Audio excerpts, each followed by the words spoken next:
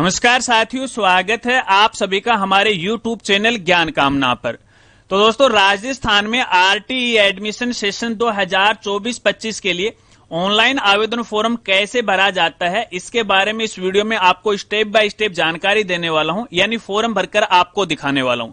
अगर आपको भी आवेदन फॉर्म भरना है तो इस वीडियो के साथ वो आप बने रहे। तो चलिए वीडियो को शुरू करते हैं।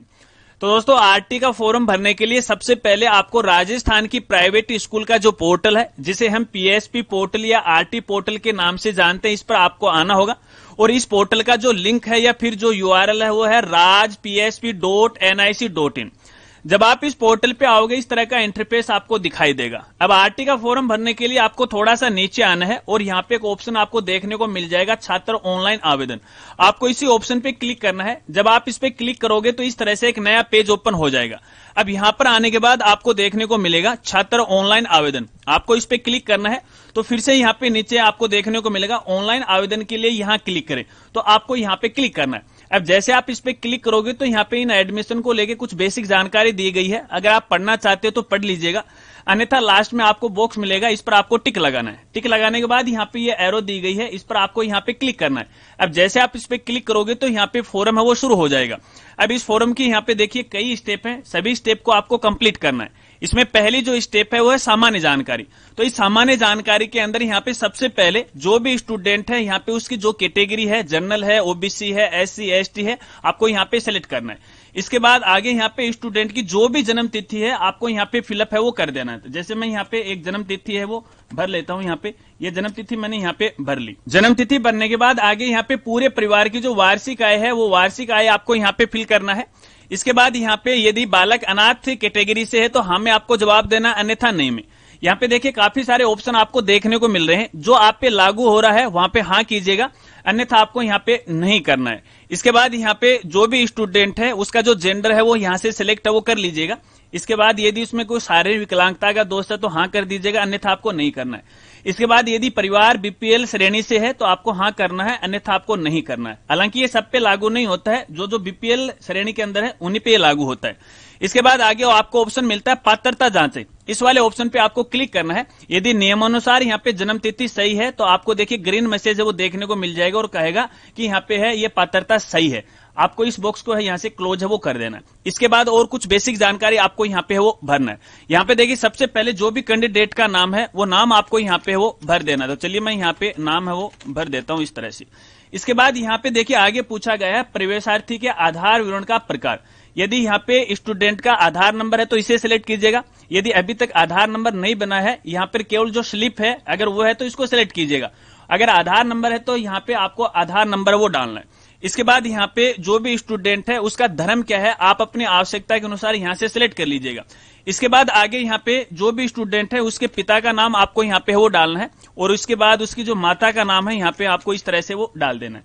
इसके बाद आगे यहाँ पे माता पिता दोनों के आपके जो आधार नंबर हैं यहाँ पे है आपको डालना है। इसके बाद आगे यहाँ पे आपको संरक्षक का नाम डालना है। हालांकि ये कंपलसरी नहीं है, संरक्षक का नाम आपको उस स्थिति में डालना है यदि जो बालक बालिका है वो अनाथ है तो आपको यहाँ पे डालना है। और एक जानकारी और आपको यहाँ पे देना चाहूंगा, देखिए जिन कॉलम के आगे यहाँ पे रेड कलर का जो स्टार मार्क लगा हुआ है उसके अंदर आपको जानकारी भरना कंपलसरी होगा। बाकी यदि आप खाली भी छोड़ोगे तो उससे कोई भी फर्क वो नहीं पड़ने वाला है। यहाँ पे आगे परिवार का जन आधार नंबर डालना है और यहाँ पे उस जन आधार में जो स्टूडेंट है या जो बालक बालिका है उसका जो व्यक्तिगत पहचान नंबर है वो आपको यहाँ पे डालना है। इसके बाद आगे यहाँ पे जो भी अभिभावक है उसका मोबाइल नंबर और मेल आईडी आपको डालना है। ध्यान रखना ये दोनों ही चीजें हैं आपको सही से डालनी है, क्योंकि भविष्य के अंदर यहाँ पे जो भी ओटीपी आएगी, जो भी सूचनाएं आएगी इसी मोबाइल नंबर पे और इसी मेल आईडी पे वो आएगी। तो ऐसे में एक एक्टिव मोबाइल नंबर और एक्टिव मेल आईडी आपको यहाँ पे डालना जो रोजाना आप काम लेते हो। इसके बाद आगे यहाँ पे देखिए जो भी बालक बालिका है उसका जो एड्रेस है आपको फिल करना है और इस एड्रेस को थोड़ा सा गौर करके है आपको यहाँ पे भरना है, क्योंकि आगे यहाँ पे देखिए स्कूल की चॉइस हम भरेंगे तो इसी एड्रेस के आधार पर वो भरी जाएगी। तो यहाँ पे सबसे पहले जो भी कैंडिडेट है उसका डिस्ट्रिक्ट कौन सा है यहाँ से सिलेक्ट कर लीजिएगा। तो मैं ये डिस्ट्रिक्ट है वो सिलेक्ट कर लेता हूँ। इसी तरह से उसका जो भी ब्लॉक है यहाँ से ब्लॉक को सिलेक्ट कर लीजिएगा और इसी तरह से उसकी जो भी ग्राम पंचायत या यूएलबी है उसको आप यहाँ पे सिलेक्ट वो कर लीजिएगा। तो मैं यहाँ पे इसको सिलेक्ट वो कर लेता हूँ। इसके बाद यहाँ पे जो भी वार्ड है, देखिए मैंने यहाँ पे नगर पालिका को है वो सिलेक्ट किया है, तो नगर पालिका के आधार पर यहाँ पे आपको वार्ड है वो दिखाई दे रहे हैं। तो आप अपनी आवश्यकता के अनुसार अपना वार्ड है यहाँ से सिलेक्ट वो कर लीजिएगा।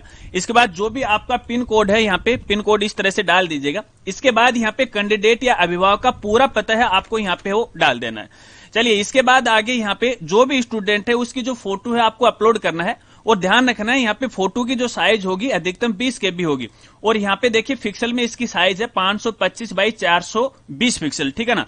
और फोटो अपलोड करने के लिए ब्राउज वाले ऑप्शन पे आपको यहाँ पे क्लिक करना है, और जहां पे फोटो है यहाँ पे फोटो है सिलेक्ट कर लीजिएगा, फोटो आ जाएगी। इसके बाद यहाँ पे कुछ दस्तावेज आपको ऑनलाइन अपलोड करना होगा, और यहाँ पे सभी जो फाइल का फॉर्मेट होगा वो PDF फाइल में होगा, अधिकतम साइज होगी वो 300 KB की। तो सबसे पहले यहाँ पे मूल निवास का जो डॉक्यूमेंट है आपको अपलोड करना पड़ेगा। अब यहाँ पे देखिए मूल निवास के यहाँ पे कई डॉक्यूमेंट है। यदि यहाँ पे बालक या बालिका या फिर अभिभावक के नाम से मूल निवास प्रमाण पत्र बना हुआ है तो वो आप अपलोड कर सकते हैं। अगर मूल निवास प्रमाण पत्र नहीं है तो इसकी जगह आप राशन कार्ड, आधार कार्ड, यहाँ पे voter ID card, driving licence, बिजली का बिल, पानी का बिल अपलोड कर सकते हैं। यदि बिजली का बिल और पानी का बिल आप अपलोड करने जा रहे हैं तो ये 6 माह से ज्यादा पुराना नहीं होना चाहिए। तो मैं यहाँ पे है मूल निवास को सिलेक्ट कर रहा हूं। अब डॉक्यूमेंट यहाँ पे अपलोड करने के लिए ब्राउज का ऑप्शन मिल जाता है, क्लिक कीजिएगा और जहां पे आपका डॉक्यूमेंट है सिलेक्ट कर लीजिएगा। इसके बाद आगे यहाँ पे आयु का जो प्रूफ है बालक बालिका का आपको अपलोड करना पड़ेगा। अब दोस्तों यहाँ पे देखिए आयु के प्रूफ के रूप में कई दस्तावेज हैं। यदि बालक बालिका का जन्म प्रमाण पत्र बना हुआ है तो आपको जन्म प्रमाण पत्र यहाँ पे अपलोड करना है। इसके अलावा यहाँ पे देखिए अस्पताल या फिर सहायक नर्स है, दाई है, उसका कोई रजिस्टर या अभिलेख है वो भी आप अपलोड कर सकते हैं। आंगनबाड़ी का कोई अभिलेख है तो वो भी अपलोड है वो कर सकते हैं। यहाँ पे देखिए आधार कार्ड दिया गया। आपकी जानकारी के लिए बताना चाहूंगा, देखिए जो आधार कार्ड है वो यहाँ पे जन्म का कोई भी प्रूफ नहीं होता है। थोड़े दिन पहले भी यहाँ पे देखिए आधार अथॉरिटी के द्वारा इस प्रकार का आदेश आया था कि जो आधार है वो केवल एक पहचान का दस्तावेज है, न कि यहाँ पे एड्रेस का प्रूफ है, न कि जन्म तिथि का प्रमाण। तो ऐसे में आपको आधार कार्ड यहाँ पे सिलेक्ट नहीं करना है। तो मैं यहाँ पे जन्म प्रमाण पत्र को है सिलेक्ट कर रहा हूं, और अपलोड करने के लिए फिर से आपको ब्राउज वाले ऑप्शन पे क्लिक करना है, यहाँ से अपलोड कर दीजिएगा। इसके बाद आगे यहाँ पे पूछा गया है बालक बालिका के दुर्बल वर्ग एवं असुविधाग्रस्त समूह से संबंधी प्रमाण पत्र। अब दोस्तों देखिए यहाँ पे है बाय डिफॉल्ट यहाँ पे आय प्रमाण पत्र है वो आ गया है। ये इसलिए आया क्योंकि यहाँ पे देखिए हमने जो भी कैटेगरी भरी है वो OBC भरी है, तो OBC के लिए आय प्रमाण पत्र की आवश्यकता है। यदि आप यहाँ पे SC ST वर्ग से भर रहे हैं तब आपको आय प्रमाण पत्र की आवश्यकता नहीं होगी, वहां पे केवल आपको जाति प्रमाण पत्र वो अपलोड करना पड़ेगा। तो हमने यहाँ पे OBC को सिलेक्ट किया है, इसलिए यहाँ पे हम आय प्रमाण पत्र अपलोड कर रहे हैं। अगर आपकी कैटेगरी OBC है तो फिर से आपको यहाँ पे देखिए OBC का जो सर्टिफिकेट है, जाति प्रमाण पत्र, वो आपको यहाँ पे अपलोड करना पड़ेगा। इतना काम करने के बाद यहाँ पे ये कैप्चा दी गई है, इस बॉक्स में आपको यहाँ पे डाल देना है। तो चलिए मैं कैप्चा है वो भी यहाँ पे जल्दी से डाल देता हूँ इस तरह से। इसके बाद आगे यहाँ पे आवेदन पत्र डाटा सेव करे इस वाले ऑप्शन पे आपको क्लिक करना है। इसके बाद आपके रजिस्टर्ड मोबाइल नंबर पे एक OTP आएगी, वो OTP आपको यहाँ पे डालना है। कंफर्म करे वाले ऑप्शन पे क्लिक करना है। तो ऐसे में आपके फॉर्म की पहली स्टेप कंप्लीट हो जाएगी और आपके पास एक एप्लीकेशन नंबर है वो आ जाएगा। इस एप्लीकेशन नंबर को आपको भविष्य के लिए सुरक्षित रखना है, क्योंकि बार बार इसकी आपको आवश्यकता वो पड़ने वाली है। इसके बाद इस फॉर्म की अगली स्टेप आ जाती है, और अगली स्टेप का नाम है स्कूल चयन। आपको स्कूल चयन के लिए इस वाले ऑप्शन पे वो क्लिक करना है। अब जैसे आप इस पे क्लिक करोगे तो यहाँ पे देखिए आपने जो भी एड्रेस पते को सिलेक्ट किया है उसी के अनुसार उस गांव के अंदर, उस ग्राम पंचायत के अंदर, उस नगर पालिका वार्ड के अंदर जितने भी स्कूल हैं उन स्कूल की लिस्ट आपको कुछ इस तरह से वो दिखाई देगी। जैसे यहाँ पे मेरे केस में 15 स्कूल हैं, यहाँ पे वो दिखाई दे रही है। अब यहाँ पे आपके बालक बालिका का जिस भी स्कूल के अंदर यहाँ पे एडमिशन दिलाना चाहते हैं उसको आपको यहाँ पे सिलेक्ट करना है, और यहाँ पे आप एक साथ अधिकतम 5 स्कूलों को है वो चयन है वो कर सकते हैं। अब दोस्तों यहाँ पे एक खास जानकारी आपको देना चाहूंगा। देखिए मेरे केस के अंदर यहाँ पे सभी स्कूल के आगे फर्स्ट है वो लिखा हुआ है। वो इसलिए लिखा हुआ है कि यहाँ पे देखिए नियमानुसार है, या तो आप अपने बालक बालिकाओं को PPP3 में एडमिशन दिला सकते हो या फिर डायरेक्ट फर्स्ट क्लास में दिला सकते हो।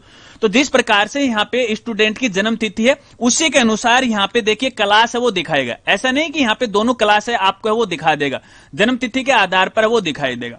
अब यहाँ पे स्कूल को सिलेक्ट करने के लिए स्कूल के नाम के आगे यहाँ पे देखिए आपको ऐड का ऑप्शन है वो मिल जाता है, इस पर आपको यहाँ पे क्लिक करना है। अब जैसे आप इस पे क्लिक करोगे तो यहाँ पे देखिए स्कूल है वो ऐड हो गई, यहाँ पे सक्सेसफुली का मैसेज है वो भी आ चुका है, इसको आपको क्लोज करना है।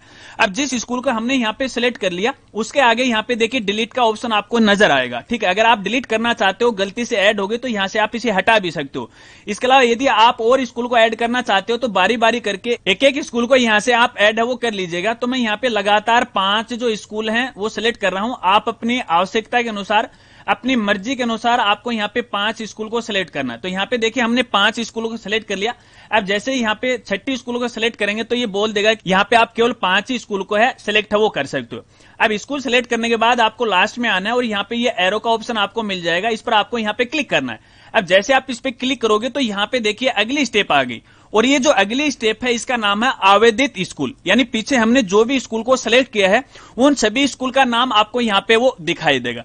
अब दोस्तों यहाँ पे देखिए हमने 5 स्कूल यहाँ पे ऐड किए। अगर आप ये चाहते हो, फॉर एग्जांपल मान लेते हैं ये क्रम संख्या 1 है, ये जो क्रम संख्या 1 वाली स्कूल है ये हमें 2 नंबर पे लानी थी, लेकिन ये गलती से आ गई और 2 नंबर वाली को हमें 1 नंबर पे लाना था। तो यहाँ पे उसकी जो प्रायोरिटी है वो अपन यहाँ पे सेट वो कर सकते हैं। यदि ऊपर वाली स्कूल को नीचे आपको लेके जाना तो यहाँ पे देखिए एरो का ऑप्शन आपको मिल जाता है, इस पर आपको यहाँ पे क्लिक करना है।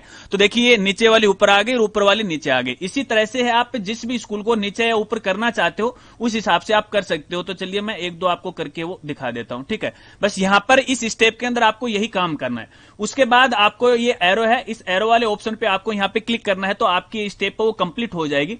और यहाँ पे देखिए फोरम का प्रीव्यू है आपको दिखाई देगा। एक बार आप फोरम को सही तरीके से चेक कर लीजिएगा, कहीं कोई गलती तो नहीं है। अगर आपको ऐसा लग रहा है कि यहाँ पे गलत जानकारी हमारे द्वारा फिल कर दी गई है तो एक बार वापस ये जो स्टेप यहाँ पे दी गई है उस स्टेप पे आपको क्लिक करना है और सूचना को अपडेट कर देना है। वापस आपको फोरम प्रीव्यू वाले टेप पे आ जाना है। तो यहाँ पे देखिए ये जो ऑप्शन आपको देखने को मिल रहा है प्रीव्यू एंड लॉक, ठीक है ना, इस वाले स्टेप पे आपको आ जाना है तो फिर से आपको प्रीव्यू देखने को मिल जाएगा। अब दोस्तों आपको लग रहा है कि हमारे द्वारा दी गई जानकारी बिल्कुल सही है, अब इस फोरम को आपको यहाँ पे लॉक करना पड़ेगा। लेकिन लॉक करने से पहले आपको जानकारी देना चाहूंगा, एक बार फिर से आप डेटा है वो चेक कर लीजिएगा। अगर गलती रह जाती है तो डेटा लॉक करने के बाद आप फोरम में किसी प्रकार का कोई बदलाव है वो नहीं कर पाओगे। अब दोस्तों यहाँ पे देखिए जो भी स्कूल है हमने सिलेक्ट की है, एक तरफ तो यहाँ पे देखिए विद्यालय का चयन क्रम आपको दिखाई दे रहा है, ठीक है। पहले नंबर पर ये आ रखा है, दूसरे नंबर पे आ रखा है और इसके लास्ट में यहाँ पे देखिए प्राथमिकता क्रमांक आपको है वो दिखाई दे रहा है और यहाँ पे लिखा है कि प्रायोरिटी नोट सेट। देखिए फिलहाल ये नोट सेट ही आएगा क्योंकि जब तक लॉटरी नहीं निकलेगी तब तक हमें पता नहीं चलेगा कि हमारे बालक बालिका का नंबर है कौन से स्कूल के अंदर कितने नंबर पे आया है। तो एक बार के लिए आपको इतना ही करना है। अब फॉर्म को आपको फाइनल लॉक करना है। फॉर्म को फाइनल लॉक करने के लिए लास्ट में आपको देखने को मिल जाएगा आवेदन पत्र सुरक्षित एवं लॉक करें। अब जैसे आप इस पे क्लिक करोगे तो यहाँ पे आपका आवेदन फॉर्म है वो लॉक हो जाएगा। अब जैसे ये लॉक होगा, लॉक होने के बाद यहीं पर आपको प्रिंट का ऑप्शन है वो मिल जाएगा। अब यहाँ से आपको प्रिंट कर लेना है और भविष्य के लिए आपको सुरक्षित रख लेना है, क्योंकि ये भरा जो आवेदन फॉर्म है जब आपके स्टूडेंट का किसी स्कूल में है फाइनल एडमिशन हो जाएगा तो उस समय आपको भरा हुआ आवेदन फॉर्म है अपने दस्तावेज के साथ वो जमा कराना पड़ेगा। बस फिलहाल की स्थिति में फॉर्म भरने की ये प्रोसेस है। लेकिन दोस्तों आपको यहाँ पे बताना चाहूंगा, देखिए फिलहाल हमने इस फॉर्म की 4 स्टेप है वो कंप्लीट की। आगे की ये 2-3 स्टेप हैं अभी हमें कंप्लीट नहीं करना है। जब आप इस पे क्लिक करोगे तो यहाँ पर देखिए क्लिक भी नहीं होगा, यानी ये स्टेप है वो ओपन नहीं होंगे। ये इसलिए नहीं होंगे क्योंकि यहाँ पे जो आरटी का टाइम फ्रेम जारी किया गया है उसी के मुताबिक यहाँ पे एक एक जो टेब है वो ओपन होगी। तो यहाँ पे देखिए जो प्राथमिकता सूची है यानी जो लॉटरी क्रमांक है वो लॉटरी निकलने के बाद है ये टेब है वो ओपन हो जाएगी। जब ये टेब ओपन हो जाएगी फिर आपको अगली जो टेब है रिपोर्टिंग, यहाँ पे कोई भी एक स्कूल में है जो आपने 5 स्कूल यहाँ पे फिल की हैं उसमें आपको रिपोर्टिंग करनी पड़ेगी। तो ये काम भी आपको ऑनलाइन करना पड़ेगा। उसके बाद स्कूल के द्वारा दस्तावेजों की जांच होगी। अगर दस्तावेज में किसी प्रकार की कोई कमी निकाली जाती है फिर से आपको दस्तावेज है वो री अपलोड करना पड़ेगा। और री अपलोड के लिए यहाँ पे जो लास्ट स्टेप है डॉक्यूमेंट री अपलोड, इस वाले ऑप्शन पे आपको क्लिक करना है और डॉक्यूमेंट आपको री अपलोड करना है। जैसे जैसे अपडेट आते रहेंगे तो आने वाली वीडियो के अंदर मैं आपको इसकी जानकारी वो देता रहूंगा, लेकिन फिलहाल आपको इसी तरह से ये आवेदन फॉर्म भरना है। आशा रखता हूं अब आप आसानी से समझ गए। यदि फॉर्म भरते समय आपके सामने किसी प्रकार की कोई समस्या आ रही है, कोई दिक्कत आ रही है तो आप वीडियो के नीचे कमेंट कर सकते हैं। आपकी मदद करने में मुझे खुशी होगी। अगर वीडियो जानकारी आपको अच्छी लगी हो तो वीडियो को अपने दोस्तों के साथ वो जरूर शेयर कीजिएगा। मिलते हैं फ्रेंड्स अगली एक नई वीडियो के साथ, तब तक के लिए जय हिंद जय भारत।